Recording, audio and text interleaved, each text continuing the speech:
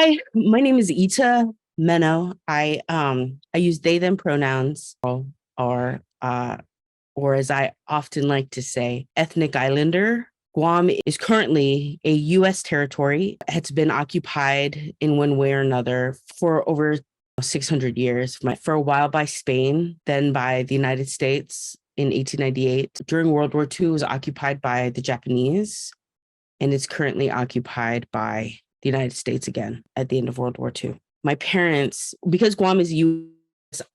territory, um, one of the ways that people can get off the island is by joining the military. When you join the military, you join the United States military. And my parents met in Arizona on a military base and eventually got married. We moved back to Guam a couple of times for short periods growing up, but for the most part, I lived off island, part of what I consider a Chamorro diaspora rooted in militarism and worldwide occupation by the United States.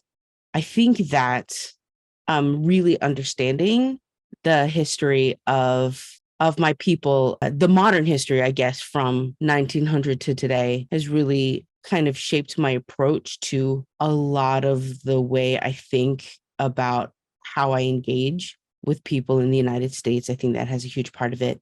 But regardless of how I think in my head about how to engage with people, I don't think that the roots of who me and my people are have ever left me. A huge part of probably the most significant part of who I am and how I share community is through breaking bread and being in meal type settings with folks. And that continues to be a huge part of who I am and part of my family's tradition today. Cooking food outside.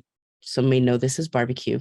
Cooking food outside with people brings me and my family a lot of joy, and it's a huge part of the history of how we and my people have gotten together since the beginning of the Chamorro people. An important family tradition that I brought with me from my family of origin is this role of the cookout and the barbecue, and it's something that brings me a lot of joy.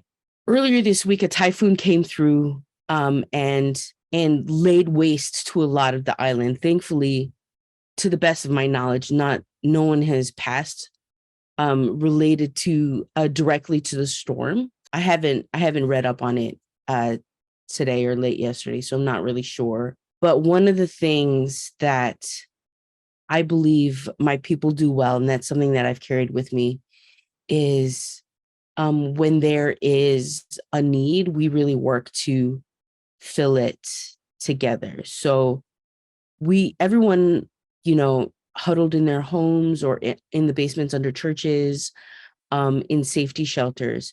But once it's safe, everyone comes out and works together, home by home, building by building, to rebuild the villages. It's such an important thing to remember that community is the thing that can lift us all together. And community really does mean family to a lot of us. I grew up all over the world, and I think an unintended positive result of the Chamorro diaspora and militarism is that everywhere I went, all over the world, I was able to be in community with other Chamorro people. It was such a beautiful and lucky thing for me to grow up with a sense of island, with a deep sense of culture and a deep sense of connection and heritage to my people.